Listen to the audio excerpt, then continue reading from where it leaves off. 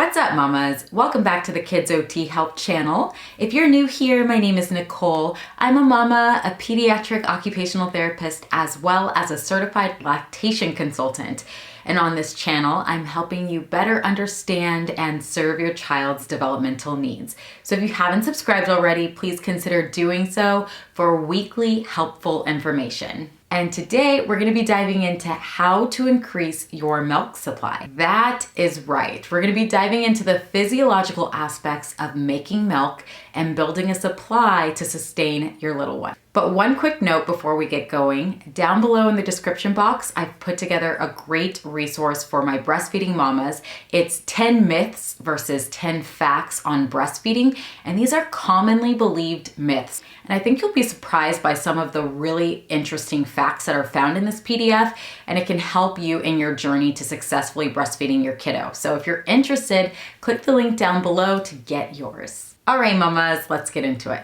So I'm gonna do my best to keep this as short and sweet as possible, but I do wanna note that I am oversimplifying this process just so you can really retain the keys to success. Okay, mamas, so there are two major hormones that are responsible for making milk and getting it to your baby. And those two hormones are prolactin and oxytocin. So let's start with prolactin. So prolactin has many functions, but for the sake of this video, we're focusing on the function of making milk. So if prolactin makes milk, we want prolactin in our bodies, right? We want an increase of prolactin. So how do we make that happen? What triggers prolactin to be released is actually stimulation of the nipple. So what's important to note about prolactin is prolactin levels actually rise while you're nursing and they decrease when you're not nursing. So by bringing your baby to breast and giving your little one plenty of opportunities to practice nursing,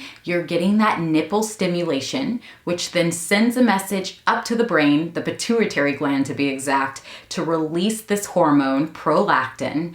And the prolactin is going to go down to our milk-making cells, which are called our alveolar cells. And essentially, the prolactin allows these alveolar cells to swell and fill with milk. So now we have these beautiful milk-making cells that are filled with milk. So as you might imagine, the less frequently you nurse your baby, the less prolactin that is in your body, which means this can decrease your milk supply. So that's why it's so important in the beginning to either have the baby at breast or to be doing that hand expression and stimulating the nipple. That way the prolactin levels rise in your body and those milk-making cells, the alveolar cells, are able to produce milk. Right, mama, so just to recap, we are either bringing baby to breast frequently to get that nipple stimulation, or if that's not an option, we're doing hand expression, doing breast massage, stimulating our nipple, because remember, it's the nipple stimulation that sends the message up to the brain to release that hormone prolactin to trigger those milk-making cells, the alveolar cells, to fill with milk. All right, mama, so we've done our part, we've stimulated the nipples, we've got our milk-making cells full of milk. So now how do we transfer that milk to baby?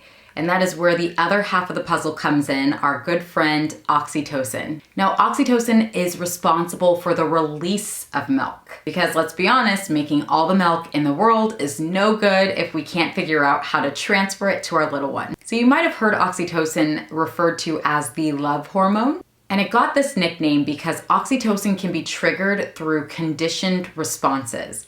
Now, what do I mean by conditioned responses?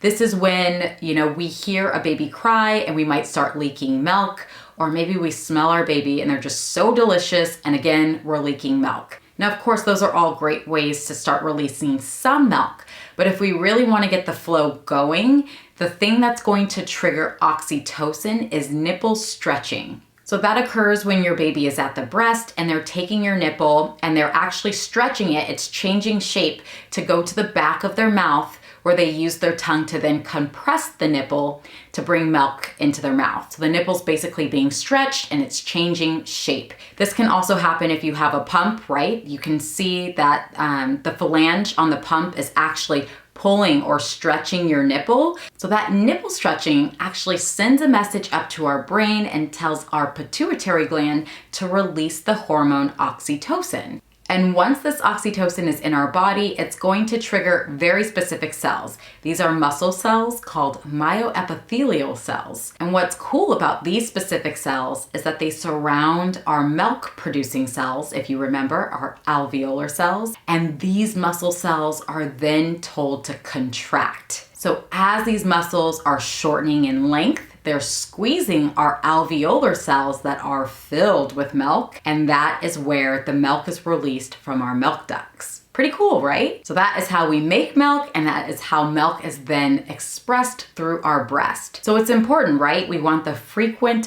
feedings or frequent nipple stimulation to bring our prolactin levels up, to trigger our milk making cells to say, hey, it's time to produce milk. But then on the other side of that token, we need that nipple stretching or that changing of shape in our nipple to send the message up to our brain to release the oxytocin to trigger those myoepithelial cells so they contract and they get tighter around those milk making cells, which send the milk flying out of our milk ducts. And on that point, that's why it's so important in the beginning stages to either use a pump to express more milk in between nursing your baby, or to express by hand between your nursing feeds. So that way we're able to build those prolactin levels up. Our body's used to maintaining high levels of prolactin. That way we're making milk on demand. When our baby wants it, we've got it. All right, mamas, I really hope that you found this video helpful, and I hope you're able to implement these tips and you find success using them.